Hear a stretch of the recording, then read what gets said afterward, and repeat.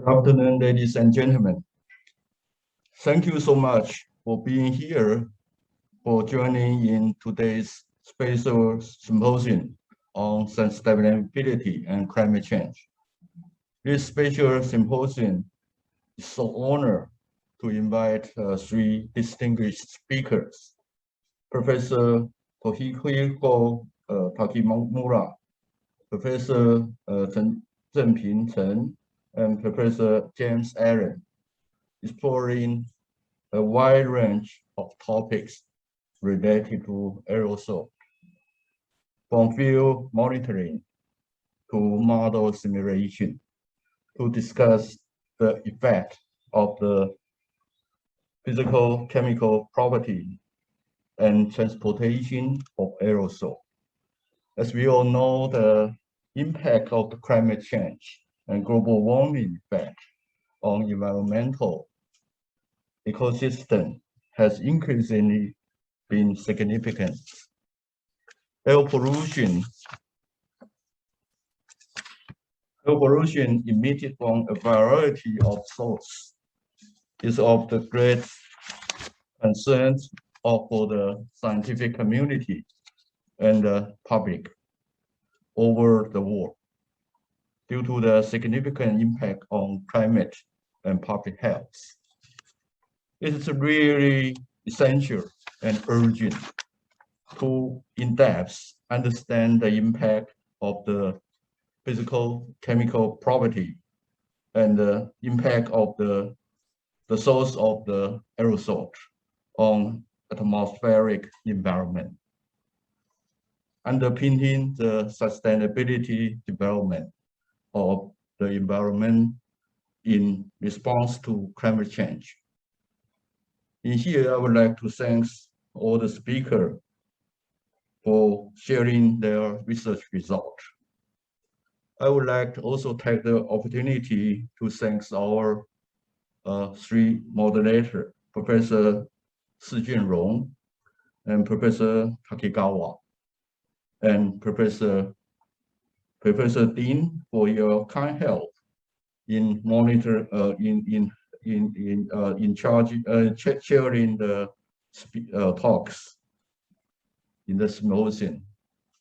Thank you for listening, and wish the symposium a great success. Thank you.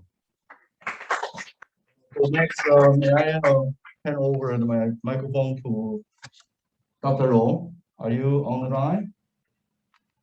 Yes, I'm online. Thank you so much to sharing the first talk. Thank you. And it's my great honor to introduce our first speaker, Professor Toshihiko Takemura. He is a permanent climate modeler from Kyushu University, Japan. He has led a team to develop a global aerosol climate model, SPINTAS, and which can simulate and analyze climate response to the aerosol radiation and aerosol cloud interactions, and operate a 7 days global aerosol focus system, including PM2.5 and dust, which are major environmental health concerns nowadays. Professor Takemura is one of the lead authors of the Chapter A of the IPCC AR5 Working Group 1 assessment report. He has also received numerous awards, including Japan Academy of Metal, Japan Society for the Promotion of Science Prize in 2019. He also received an award for science and technology in research category of the Commendation for Science and Technology by the Minister of Education, Culture, Sports, Science and Technology of Japan last year. And he is also one of the highly cited researchers in geoscience since 2014. Today is our great pleasure to have him to speak on simulation of aerosol-induced climate change due to emission change by composition using a coupled atmosphere-ocean model. Professor Takemura has kindly pre-recorded his talk So let's all watch his video, and then afterwards, then we will have Q&A sessions. Let's welcome him.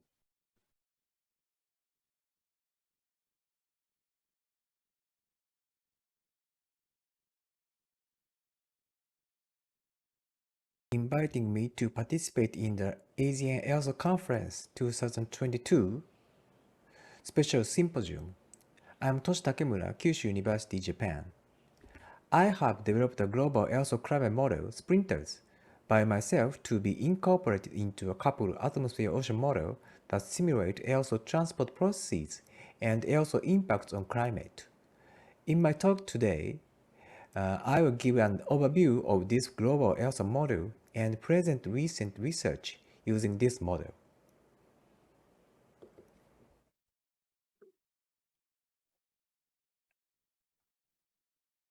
When we talk about climate change, we tend to focus on changes in temperature and precipitation, but those are the end results.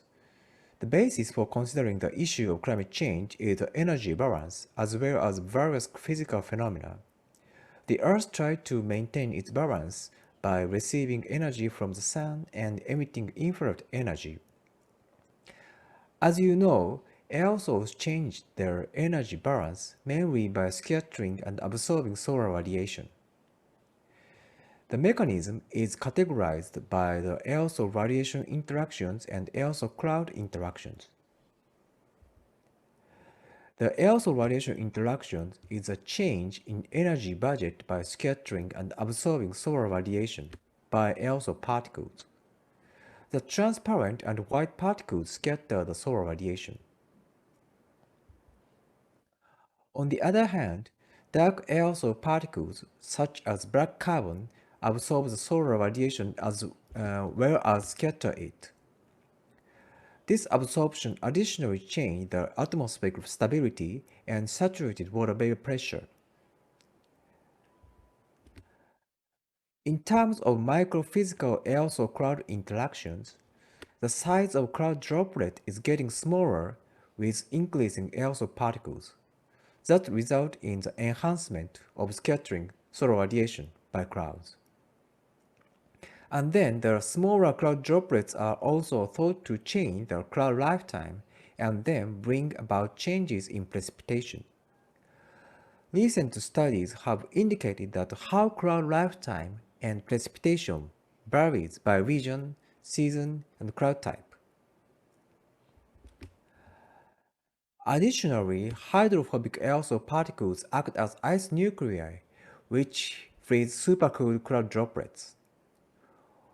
Water clouds and ice clouds have very different properties with respect to solar and infrared radiation, as well as saturated water vapor pressure and particle growth.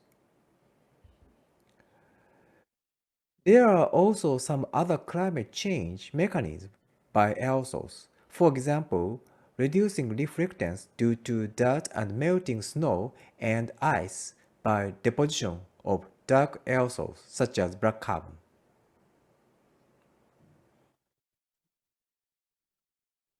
To calculate and evaluate the aerosol effects on climate change quantitatively, I have developed a global aerosol climate model, Sprinters.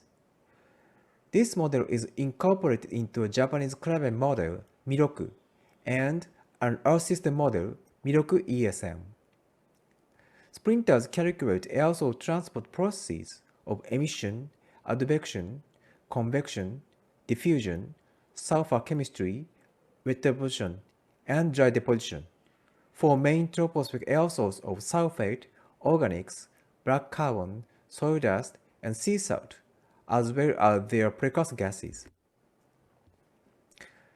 Spatiotemporal variations from natural sources, for example, in the dust and sea salt emissions, are determined by wind speeds and other factors calculated inside the model. On the other hand, for sources such as fossil fuel consumption and biomass burning, databases are input to the model. Sprinters coupled with atmospheric radiation processes and cloud precipitation processes within the coupled atmosphere-ocean model to calculate aerosol radiation interactions and aerosol cloud interactions to calculate aerosol-induced climate change. These aerosol processes are calculated using the meteorological field calculated within the coupled atmosphere-ocean model, but if the objective is to calculate the aerosol spatial distribution for a specific date in the past, horizontal wind speed, air temperature, and surface pressure from the meteorological reanalysis data can be input and nudged to simulate. The basic resolution is T213, approximately 0.56 degrees in longitude latitude, or T85, approximately 1.4 degrees, and 40 vertical layers. This aerosol module, Sprinters, has been incorporated into a global cloud resolving model, NICAM, as well as Miroku, for various researches. The NICAM Sprinters can simulate with the horizontal resolution of 3.5 km on global. This is just an introduction. I have operated aerosol forecast system including PM2.5 and DAST on a daily basis since 2007, voluntarily, using the Miroku Sprinters explained in the previous slide. The horizontal resolution is T319, approximately 0.375 degrees in longitude and latitude on global. Based on the calculation result, it shows the predicted concentration of PM2.5 and dust for each prefecture in Japan in 4-step levels, and also displays an animations of their transport in the Asian regions and the global scale. This forecast information is provided through not only the website but also newspapers, TVs, smartphone apps, and so on.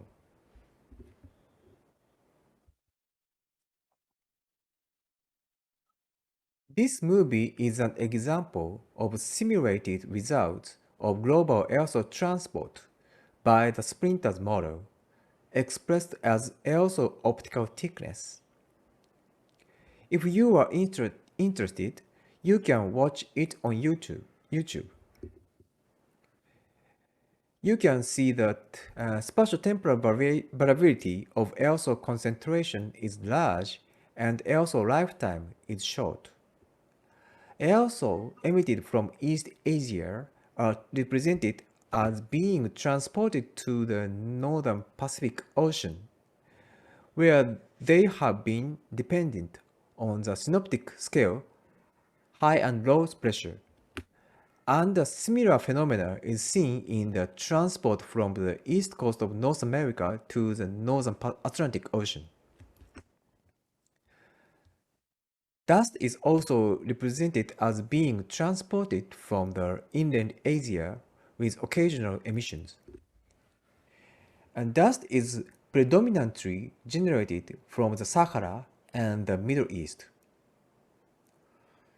Biomass burning aerosols are emitted and transported from spring to summer in Siberia, from July to October in Southern Africa and the Amazon, and from November to February in tropical Africa. In the Southern Ocean, sea salt is continuously released and transported depending on wind speed.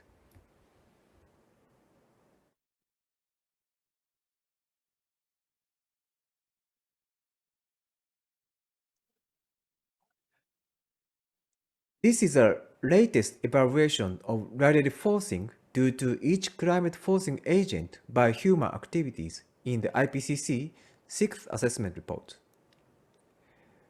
This shows the global and annual mean changes in the energy budget, including rapid adjustment in the atmosphere that is effective radiative forcing, categorized into the emitted compounds indicated in the left column. The colors of each bar indicate components in the atmosphere, which means that emitted components can transform other ones with chemical reactions. Of course, CO2 is a primary contributor to atmospheric climate change, but you can see that short-lived climate forces also largely contribute to the climate change. Methane has the next largest positive radiative forcing, but to not only the greenhouse effect by itself, but also contribution to tropospheric ozone production through chemical reactions with OH radical and an increase in the stratospheric water vapor. For CFCs, HCFCs, and HFCs, this evaluation includes not only a direct warming by themselves, but also destruction effect of CFCs and HCFCs on stratospheric ozone. Next, NOx is a precursor gas of ozone that is both an air pollutant and greenhouse gas.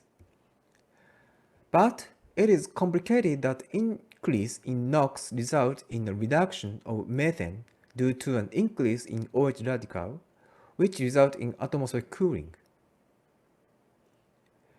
VOC is a precursor of tropospheric ozone, and VOC and CO increase methane through chemical reactions with OH radical. And it is very important that aerosols have the large effect of negative energy budget. For aerosols, the color bar are categorized into aerosol radiation and aerosol cloud interactions.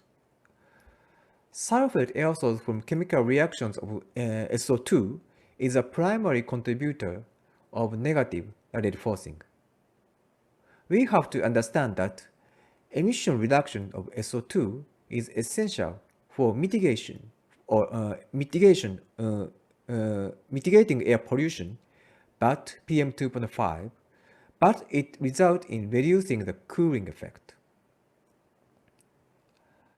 Organic aerosols also have the negative radiative forcing. On the other hand, black carbon has a positive radiative forcing due to the absorption of solar radiation.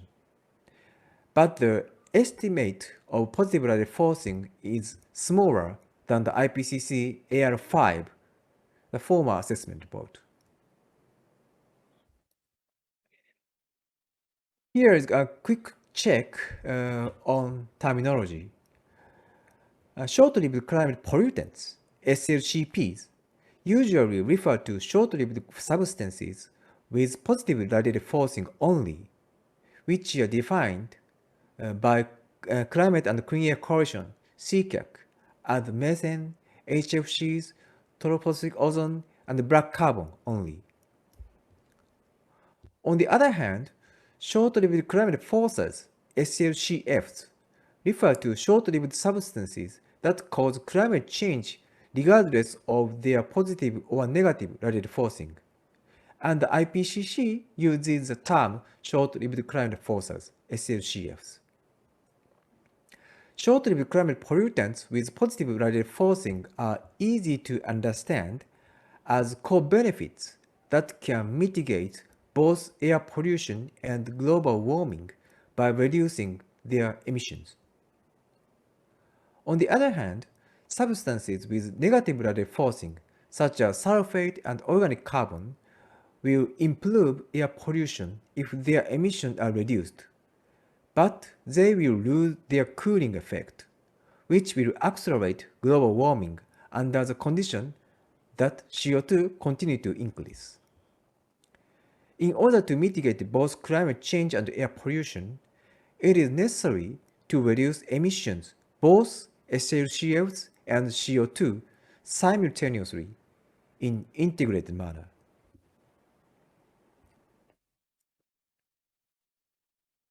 This figure shows a trend of global mean surface air temperature from 1850 to the present, assessed by IPCC AR6. Observational data is shown with a black solid line and climate model simulation with dashed line and shades. Both human and natural sources in black, only greenhouse gas in red, only aerosol particles in blue, and only natural sources in green. The approximate agreement between the black line and the black shading mean that the climate models are able to reproduce past climate change. It also shows that the current global warming cannot be reproduced from natural sources alone, shown in green shade.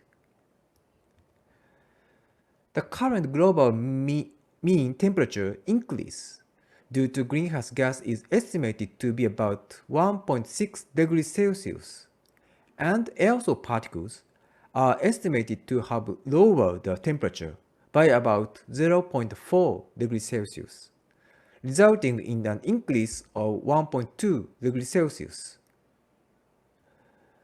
It is clear that anthropogenic aerosols have played a role in reducing global warming to some extent, although they cause air pollution. The right figure shows conversion from the effective radiative forcing obtained from the Aerosol and Chemistry Intercomparison Project, AeroChem-MIP, in which I also participated, endorsed by the Coupled Model Intercomparison Project Phase 6, SIMP6, to the surface air temperature change using a simplified energy balance emulator for each climate forcing agent. It is easy to see from this figure that the impact of anthropogenic aerosols on temperature is significant. However, this estimate was made using a simplified energy balance emulator. For more detailed estimate, studies using global coupled atmosphere-ocean general circulation model are required. From the next slide, I will present the result of my recent researches using the aerosol climate model Miracle Sprinters, which I have developed. This figure shows the result of running the coupled atmosphere-ocean aerosol model Miracle Sprinters with increasing and decreasing SO2 and black carbon emission at a globally uniform rate. The left panel shows the global and annual mean instantaneous radiative forcing, and the right panel shows the surface air temperature change. The instantaneous radiative forcing, which is a change in the energy balance without the rapid adjustment due to aerosol radiation interactions, changes linearly with increasing and decreasing emissions as expected. On the other hand, there is a clear change in surface air temperature in the case of sulfate, but no clear change in the case of black carbon. Similar results were obtained from the Precipitation Driver Response Model Intercomparison Project, PDR-MIP, in which I participated.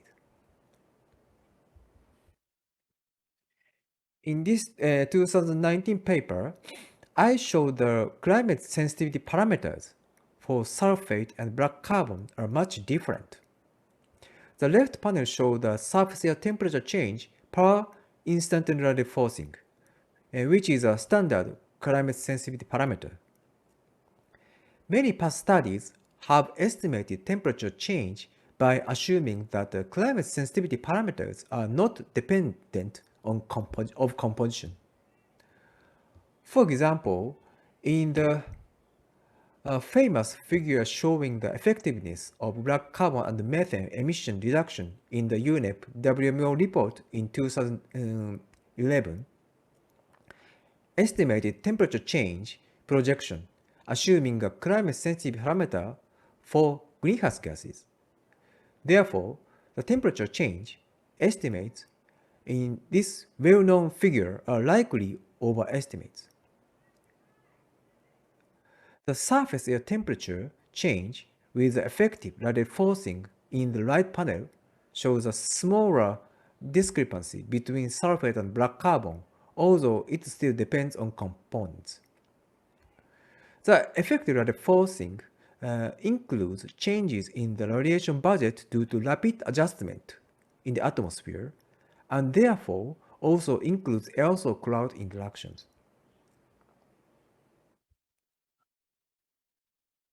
This figure provides an overview to understand the difference in the climate response between black carbon and sulfate. The increase in black carbon, shown in the top panel, results in atmospheric heating with instantaneous radiative forcing of the aerosol radiation interaction. But this brings an increase in outgoing long-wave radiation due to an increase in water vapor, as shown in CLR. Also, more stable atmospheric conditions result in more scattering solar radiation due to an increase in low clouds, as shown in CRE. This more stable condition also brings decrease in latent heat due to weakening precipitation and insensible heat. All these changes of CLR, CRE, latent heat, and sensible heat mean offsets of atmospheric heating due to rapid adjustment in case of black carbon. On the other hand, the increase in sulfate aerosol, shown in the bottom panel, brings only very small change in the energy budget in the atmosphere due to the instantaneous radiative forcing. And then, the forcing is strengthened by the aerosol cloud interaction, formerly known as the indirect effect of aerosol, in the rapid adjustment. This energy imbalance is sustained even after the slow response, including adjustment through ocean. There are reasons for the efficient temperature change by sulfate aerosols.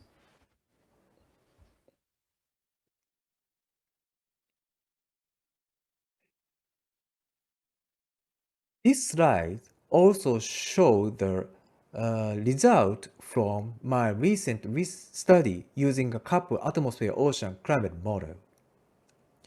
This figure shows a change in the surface air temperature due to complete removal of fuel SO2 emissions and a CO2 concentration of 369 ppm in the top left panel, and twice that at 738 ppm in the bottom left panel.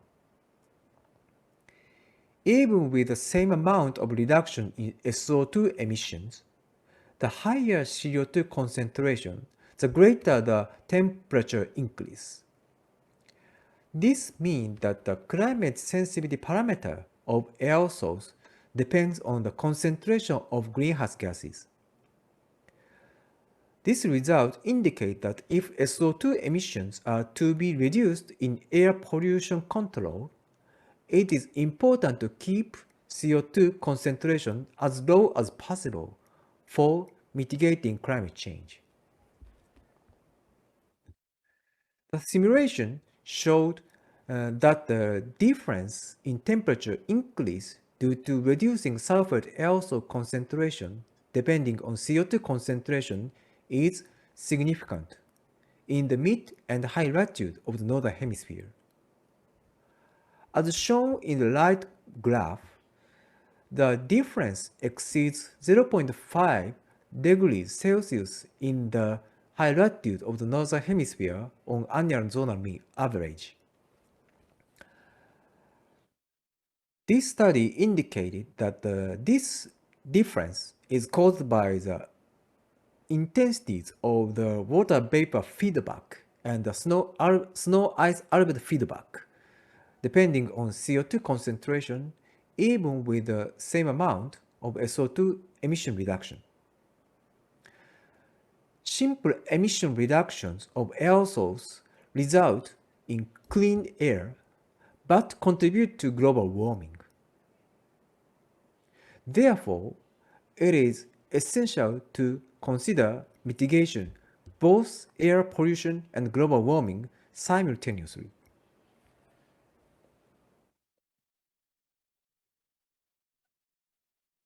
Based on the scientific findings from the recent studies shown in the previous slides, I, as a science panel member of Asian Pacific Clean Air Partnership in UNEP, APCAP, wrote a policy brief for policy makers and others in each country.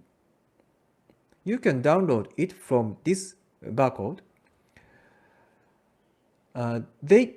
The key messages of this policy brief are: reduction in majority of aerosol species may accelerate global warming, although emission reduction of short-lived climate forces will bring direct and immediate benefits for health. It is important to develop reduction pathways considering aerosol species. Since climate change research on short-lived climate forces is a rapidly progressing field, policy making needs to be based on the latest quantitative evaluation, considering net impacts of all components.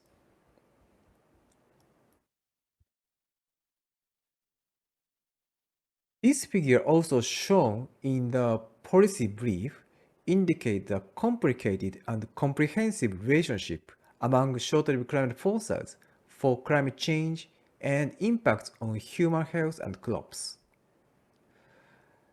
The squares in this figure represent gases, and the ellipses represent aerosol particles. The arrow indicate various changes if emissions of short-lived climate forces and their precursors increase. The red arrows mean temperature increase and negative impacts. The blue one means a temperature decrease. If emissions of short-lived climate forces and their precursors are reduced, the impacts are reversed. These relationships correspond to the diagram of Rayleigh forcing by human activity shown on the previous slide. It is very important to consider this comprehensive relationship for planning mitigation measures.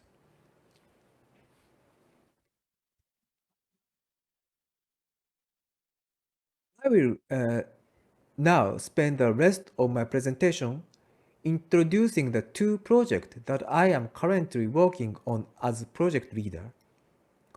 One is a basic scientific study using a multi-spatiotemporal scale climate and meteorological models that can calculate the transport processes and climate effects of short-lived climate forces in the atmosphere. In addition to the aerosol module sprinters, we also use the chemistry module chaser, which simulates trace gases in the atmosphere. Sprinters and chaser are already incorporated into a global cloud reservoir model, NICAM, as well as the global atmosphere ocean general circulation model, MIROKU, described in the previous slide. This NICAM-CHEM allows a global horizontal spatial resolution as fine as 3.5 km, enabling detailed spatial simulations of aerosols and trace gases, and is expected to provide more precise representation of cloud-aerosol interactions. This project is also developing the aerosol module sprinters to be incorporated into SCALE model, a regional meteorological model capable of large eddy simulation, which will enable even more detailed spatial resolution simulations. By using these models with different spatial resolution in a hierarchical manner, we aim to further elucidate the processes related to short-lived climate forces.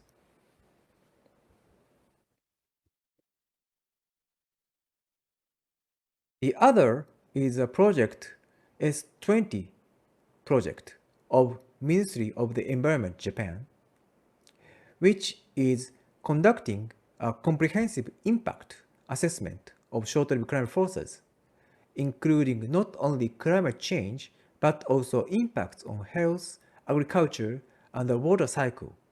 And based on this impact assessment, developing optimal reduction pathways for short-term climate forces emissions.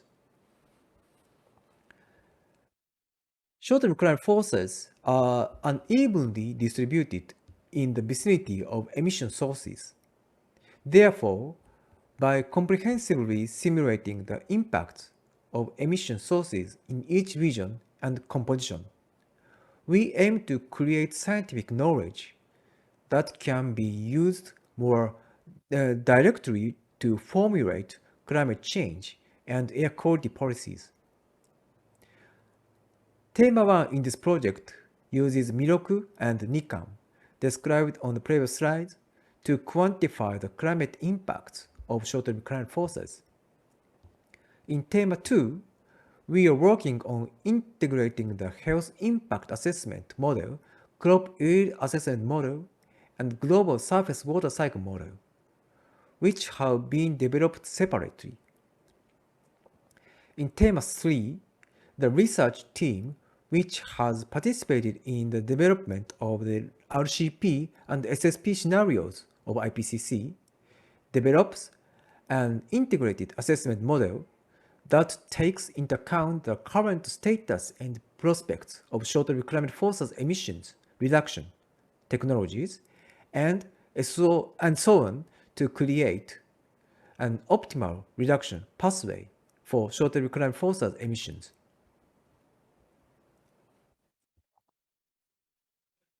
In Tema 1 of this project, we are using Miroku sprinters with the standard resolution of T85 and 40 layers to analyze effects of aerosols originating from each region separately. The sensitivity experiments are conducted to reduce emissions to zero for each region, categorized 12 regions for anthropogenic emissions and 4 regions for biomass burning emissions, and for each composition, SO2, organic carbon, and black carbon. The standard emission database are CEDES for anthropogenic sources in 2015 and GFED version 41 climatic data for biomass burning. Well-mixed greenhouse gas concentration are set in 2 patterns, 2015 and 2060 for SSP3 7.0 scenario, because the climate sensitivity parameter of aerosol depends on CO2 concentration, as explained in the previous slide. In order to analyze the integrated climate impact of aerosols, equilibrium experiments were done by coupling the oceans, as well as atmospheric-only calculations to analyze the effect of rapid adjustment only. In this project, experiments on short-lived climate forces other than aerosols are also conducted by Miroku Chaser, and simulations using the cloud resolving model NICAM-CHEM are also conducted.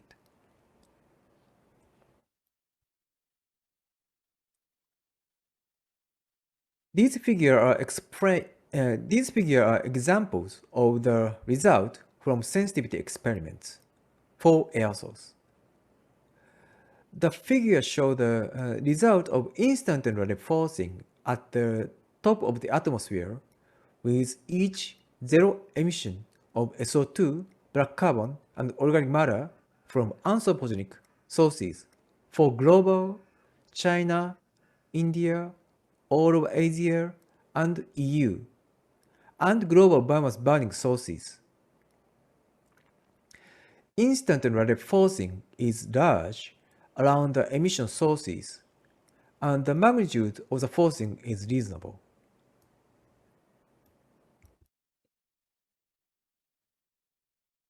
This figure is an example of the result from coupled atmosphere-ocean model experiments.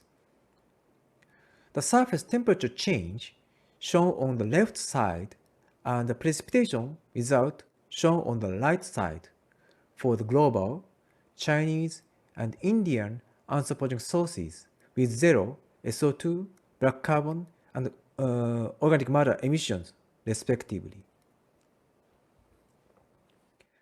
As shown in the previous slide, the surface air temperature change is large in the mid and high latitude of the northern hemisphere due to the feedback of surface albedo and latent heat from the reduction of anthropogenic aerosols. Precipitation, on the other hand, is more variable in the Asian monsoon regions and tropics at large. A difference in the impact of emissions between China and India is somewhat shown by a difference in spatial precipitation patterns in these monsoon and tropical regions.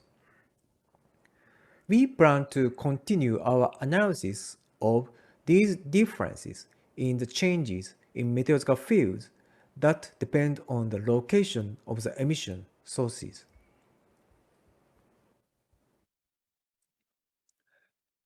I will summarize my lecture. The climate sensitivity parameters are much different among the components due to a difference in mechanisms of climate effects. Reducing SO2 emission in high CO2 concentration brings an enhanced increase in surface air temperature. Sensitivity experiments and analysis of the result are underway with a general circular model and global cloud resolving model for quantifying climate change by reducing anthropogenic emissions from each region associated with short-lived climate forces. These simulated results will be used to assess impacts on health, crop yield, flooding, and drought, and to develop optimal mitigation scenarios for short-lived climate forces. And we aim to contribute to the IPCC 7th assessment report and policy making based on this study. Thank you for your attention.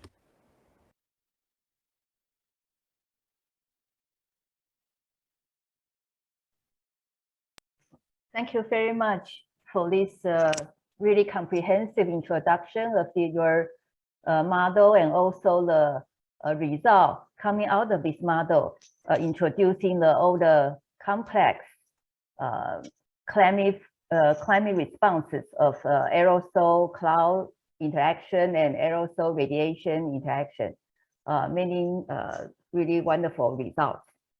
So any questions from the audience?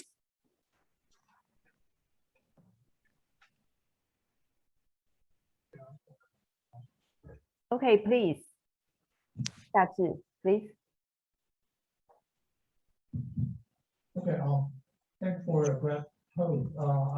My name is Patricia. Thanks for calling PC. I'm from National Mining. Dachi, could you speak louder?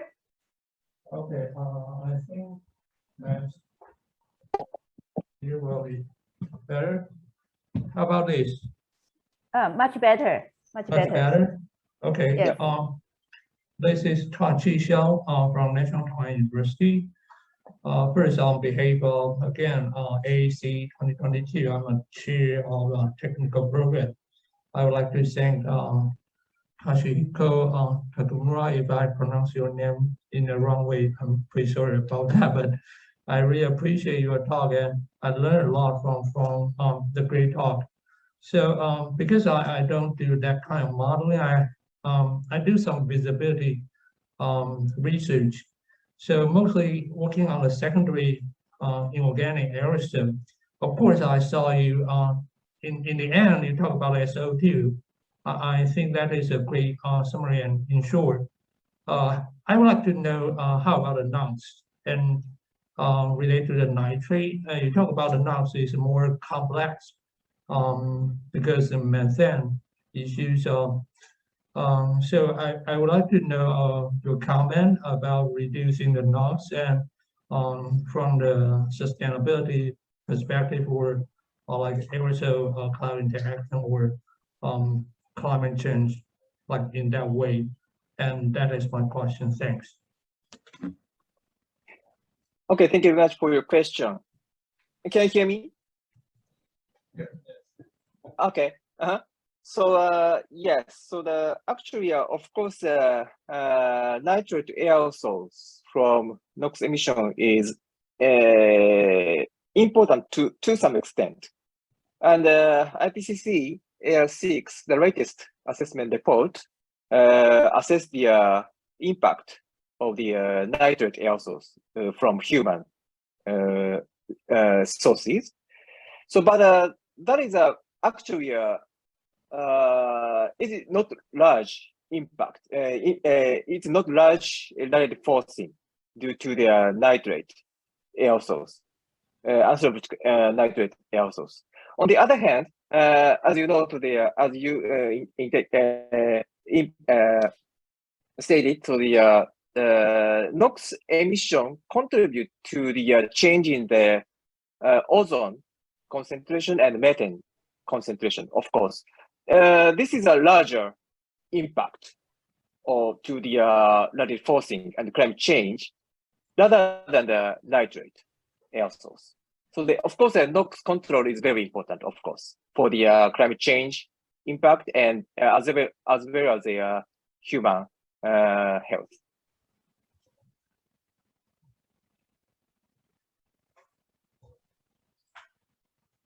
Thank you. Any follow-up questions regarding this? Okay. Hello. I have a question. Dr. Takamura-san, very Yes. nice talk. Thank you very much. I remember when I was a PhD student, I read lots of your paper about the sprinters. It's a very nice model. I think worldwide use this model for the climate and aerosol interactions. I think the result from your recent result is have a SO2 mitigation to the CO2 to the surface temperature. This is so surprised to me because recently we have a very high surface temperature in the recent decades. So do you, because also we in the recent case, we also have a great improvement of SO2 emission. So can you say this is linked together? And then can you say this is because the SO2 reduction? Thank you. Yes, your point is very important, of course. So the of course, so the for example, the developed countries have measured the SO2 emission reduction for the mitigating only focusing on air pollution, of course. So, but yes, that result in the acceleration of global warming actually. So, but basically, of course, for human health impact, considering the human health impact, so the SO2 reduction is, of course, essential. So, I think that our motivation move to the control basically, of course, the CO2 emission more strongly, and also as well as the emission reduction other than SO2, for example, black carbon and methane and precursour gases of ozone. So that is a result in the co-benefit, both for the climate mitigation of climate change and health impact. So, but of course, the SO2 reduction is essential, of course. But that resulted in the accelerating global warming. It is a very difficult problem, of course. Thank you. I have a following question. So you are talking about this feedback mechanism between the SO2. This is kind of feedback. So do you know, can you comment how long of the time for the feedback? I mean, the reduction of SO2 and how they, feedback to the climate system for how long? And if we, because in Taiwan, I think we have reductions SO2 have been quite well, maybe for past decade, the SO2 reduction is quite a lot. So can we expect we are keeping very low SO2 emission at this moment, and how we can the surface temperature will come back and come back to the cooling down or lower temperature in the near following how long will is expected for that situation. Thank you. Okay, thank you for your question. Yes, and of course, the sulfate aerosols is short-lived, of course, in the atmosphere. So if we can reduce the emission of SO2, so the atmospheric concentration of sulfate aerosols rapidly decrease, of course. So, but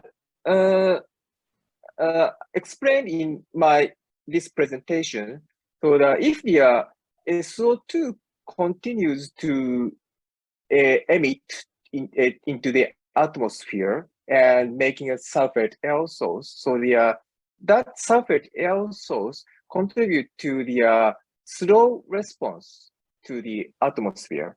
So basically the stronger climate temperature change contribution by the sulfate aerosols. But of course, on the other hand, sulfate aerosols is short-lived. So if we can reduce the SO2 emission and then sulfate aerosol concentration, so the mitigation effect probably we can see the rapidly, of course, to of course they are mitigating health impact and temperature change, of course. But yes, but on the other hand, so the sulfate aerosols contribute to the accelerating global warming. So yes, finally we have to reduce, of course, both CO2 and SO2.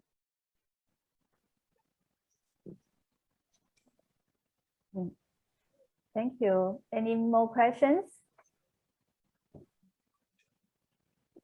Any questions from the online audience?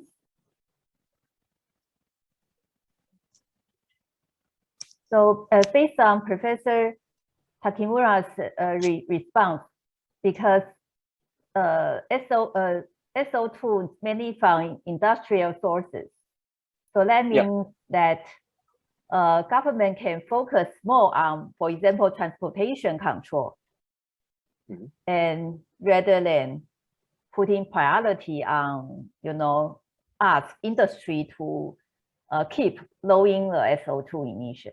Is that right? So okay. All right, that's based on the result of the detailed composition climate modeling.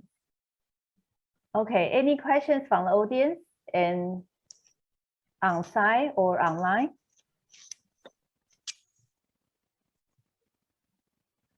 Okay, I think our next speaker, Professor J.P. Chen, is also a aerosol climate modeler. If JP has any questions or wants to interact with Professor Takemura?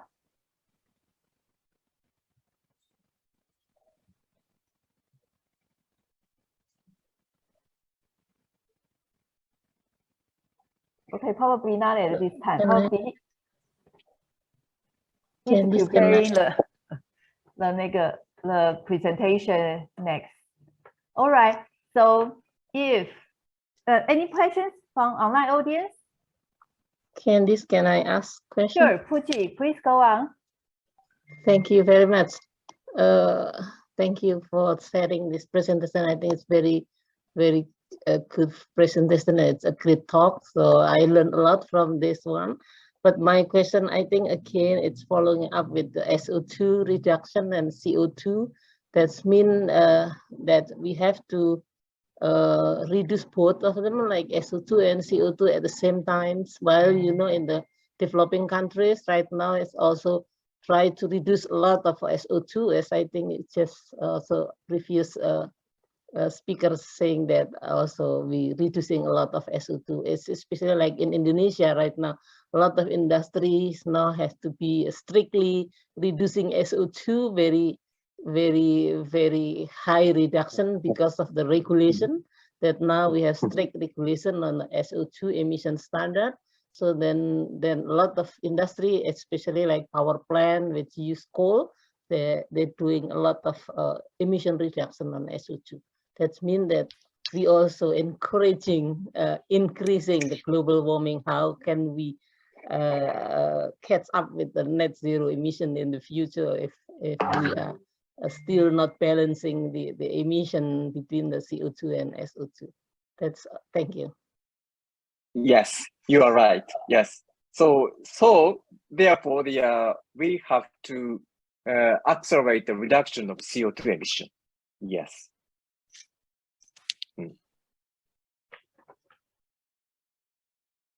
So yes. So, but it is difficult to otherwise the concrete emission reduction policy because I'm just a scientist.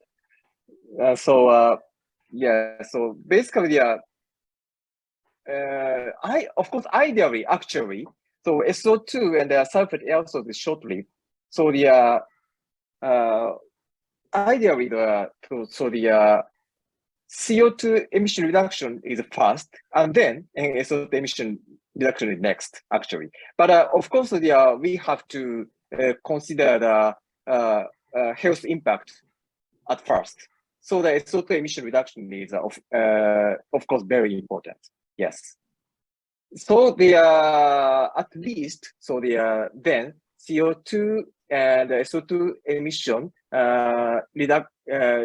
will be reduced simultaneously. Thank you, Professor Takemura. Thank you very much for this wonderful talk and also the Q&A session. And thank you also thanks all the audience. And thank you very much. Now I'm giving the time to our next moderator, Professor Takegawa.